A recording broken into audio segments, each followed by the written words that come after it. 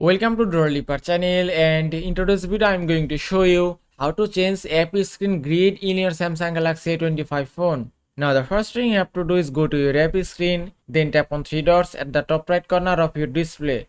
Then go to settings option, and here you can see app screen grid option, then just tap here.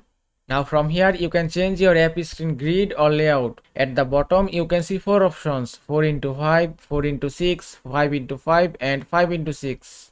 And you can set any option as you want. If you want to set 4x5, just select it, then tap on done, and it's done. Now you can see in my phone app screen grid has been changed successfully. Also, if you cannot find this option here, just go back, then touch and hold on the home screen. Then tap on settings option, and here it is.